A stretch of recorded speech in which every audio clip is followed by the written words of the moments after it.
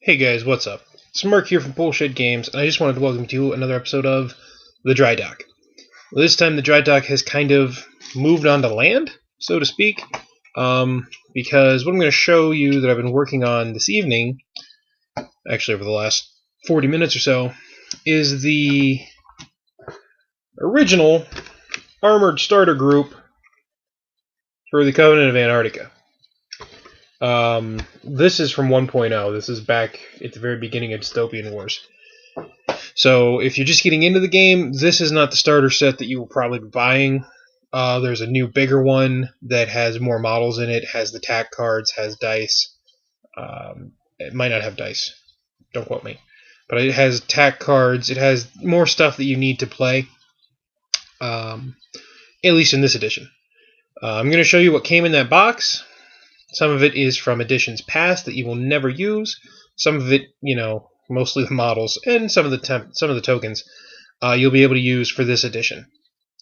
Firstly, back in the first edition of this game, models had stat cards that came with them. They were nice, they were handy, but these are all out of date. Don't use these anymore. If you buy this set, you might as well just pitch these, because they really have no use. The other thing is, since this was one of the fleets that wasn't in the core rulebook, it came with its own fleet book, and these were pretty cool. They had all the stats in them in the back, the special rules for the ships, and the fluff, the specific fluff for the faction. And I mean, even though these are small little books, they're nice quality.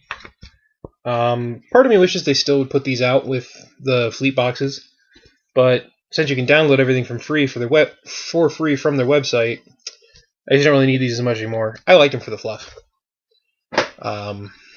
But if we get the big books like Firestorm Armada did, we will be getting the fluff in those, which, fair trade.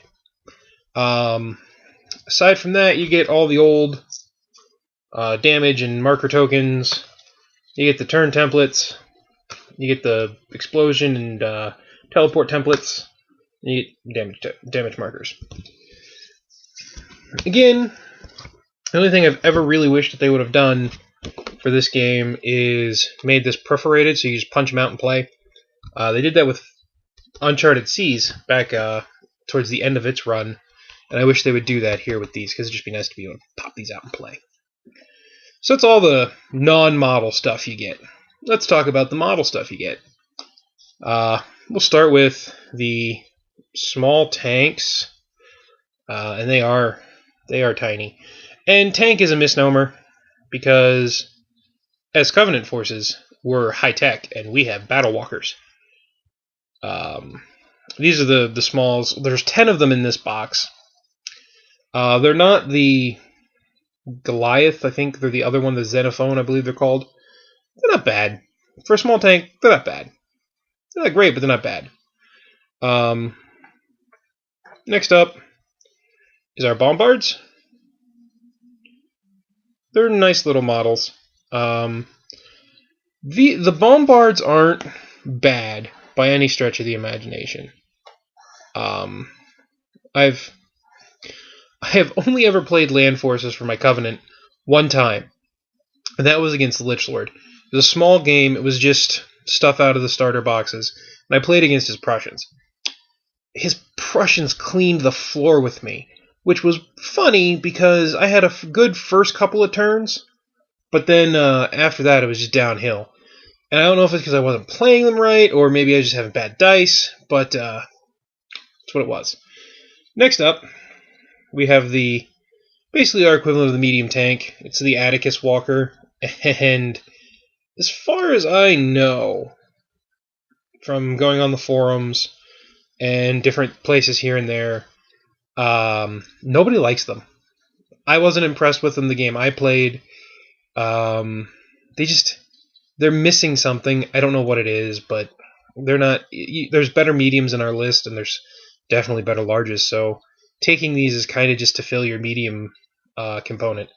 If, however, anyone out there has had luck with the humble Atticus, let me know in the comments. I'd love to hear your tactics with it. You get 6 of these in the box. You get 3 of the bombards. And it seemed to be that every one of the old starter boxes for land came with, 6 medium tanks, 3 bombards, like 8 to 10 small tanks, and then you had your big model. You had kind of like the center of your ground force. And for those of us in the Covenant, ours is the Archimedes. It's the crab. Currently he is trying to dry to his base, so I'm being very ginger with this.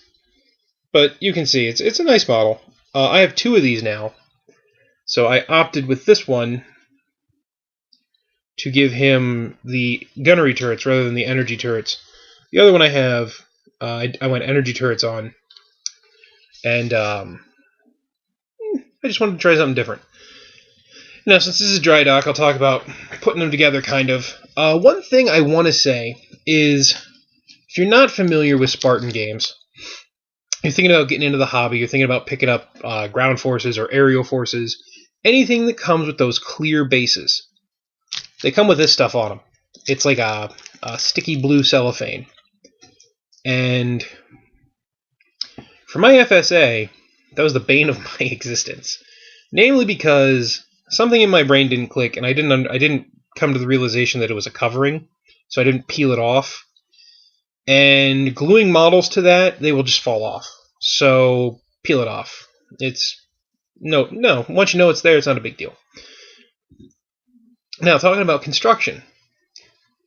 The medium walkers, the Atticus, the 3 bombards, and all 10 of the small tanks.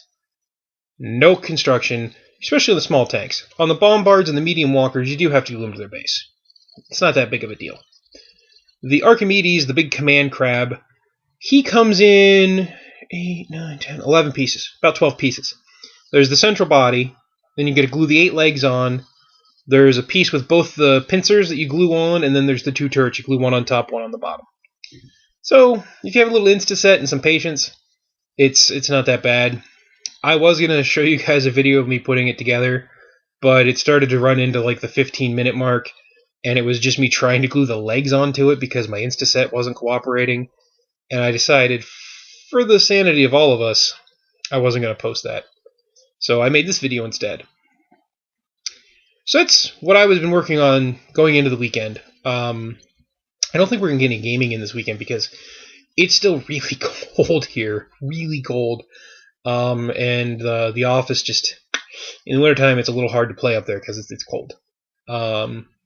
Needless to say, to wrap this up, while yes, this box set and all the old starter sets like this are not current... And by not current, I mean the rules you get in them and some of the stuff you get in them won't be 2.0. These are great little ways to, A, dip your toe in and see if you want to play. And I'm not saying the new ones aren't the same way, because they're really awesome deals too. You get a lot of good stuff for the price. Or, if you're already a fan and you already have an army and you want to expand it just that little bit more, if you can get your hands on these, they're nice because it's only, a couple mediums, a couple bombards. It'll add about 850 to 1,000 points. So it's a nice way to bulk out your force a little bit. I know previously in the dry dock, I've been doing mostly naval units, and I've also been talking about painting. As everybody knows from the last dry dock video, the current fleet that I'm working on painting is my FSA. I have a color scheme worked out for them, and that's where I'm going with them. My Covenant are going to be the last fleet I paint. And part of that is because I'm not entirely sure what I want to do with them. Part of me wants to try a metallic blue color scheme. Part of me wants to do like a fiery red, kind of like embers or coal color scheme with a lot of highlighting and dry brushing and inking. And part of me wants to do like a green. Those are the 3 color schemes I'm thinking about. Either like a metallic blue, like an ember, coal, fire red, or like a really dark green with brighter green highlights on the energy bits. So if you guys have any thoughts on those 3 color schemes and which you think might look best on the models, let me know in the comments. I'll take it into consideration when I finally get around to painting these guys, which will be over the summer at some point. But that's going to do it for me here on Dry Dock. Hopefully you guys liked the video. Hopefully, if you were thinking about getting into the Covenant of Antarctica, especially the ground forces, this gave you a little bit of insight into what the models look like, kind of what you're looking at, putting things together, if you get the old starter set, or a lot of these models are in the new starter set too. So it'll give you a little insight into that. So that's it. Hopefully you guys liked the video, and if you did, give us a thumbs up, subscribe, share it with your friends. It helps us out. And we'll see you next time here at Bullshit Games.